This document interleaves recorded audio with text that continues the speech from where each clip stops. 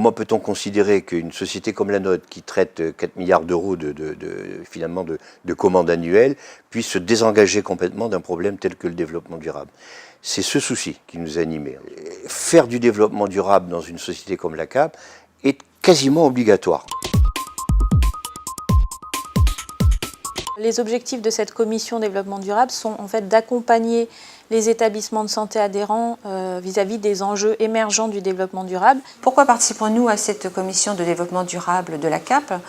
Tout simplement parce que nous pensons que nous devons nous intéresser à l'impact de notre établissement sur l'environnement. C'est dans un premier temps un lieu de partage d'informations et donc d'échanges par rapport à tout ce qui concerne le développement durable. Nous avons pensé que c'était une opportunité de pouvoir rencontrer d'autres établissements pour échanger sur les thématiques du développement durable, notamment cette année sur les biodéchets. On a procédé en plusieurs étapes. La première, ça a été une première estimation par les établissements de leur gisement en biodéchets, en utilisant le chiffre repère donné par l'ADEME, qui est de 140 grammes par plateau repas, pour ensuite pouvoir recevoir des prestataires qui seraient à même d'être testés par la suite dans les établissements.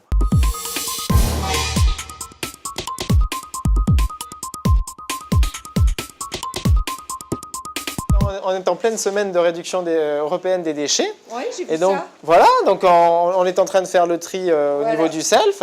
Et là, on a mis en place un petit stand pour informer tous les professionnels. Ah oui, avec tous ces panneaux là. Tous ces panneaux, c'est pour expliquer les différents types de déchets, comment réduire. Là, au niveau du self, on a autant des intervenants extérieurs, donc il faut être là pour leur expliquer.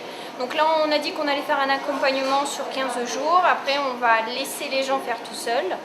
Et ensuite, on verra s'il faut refaire des petites piqûres de rappel. Les personnels et les résidents et les patients ont été sensibilisés à cette journée zéro déchet. Des chevalets ont été réalisés, leur expliquant quelle était la finalité de cette journée. Ces chevalets ont été déposés sur l'ensemble des tables. Du 16 au 24 novembre 2013. Acte au gaspillage alimentaire. On fait attention aux quantités qu'on met dans les assiettes, car si on en met trop, c'est une quantité de déchets qui part à la poubelle. Et on essaie de respecter en fait le petit feuillet qu'on a devant. Donc une cuillère, petite portion, 2 cuillères, portion moyenne, 3 cuillères, grande portion.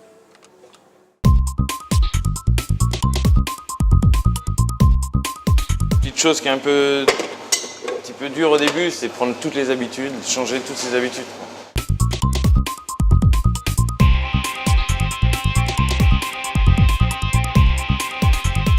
C'est facile parce que finalement chacun fait ça déjà chez soi, donc c'est pas un changement non plus.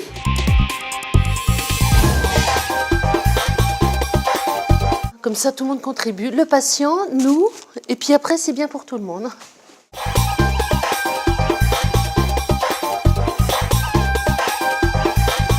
Chaque jour, le personnel donc indique le poids des déchets relevés dans la journée pour les déchets du self et le pain.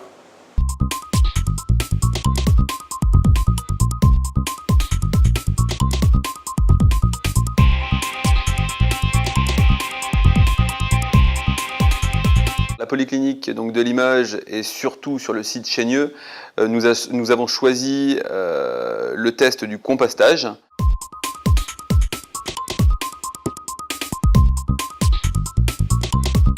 Nous avons choisi nous, de mettre en place la méthanisation et produire de l'électricité derrière.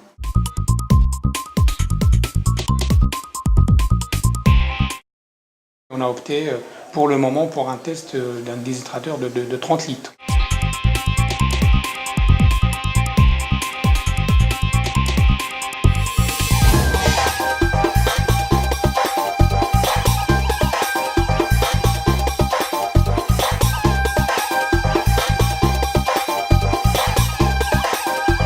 Si nous pouvons, dans les années à venir, convaincre chaque année 10 à 15% de nos interlocuteurs pour en arriver sagement à convaincre les 100% dans les 10 ans qui viennent, nous aurons gagné quelque chose parce que nous pourrons enfin parler le même langage.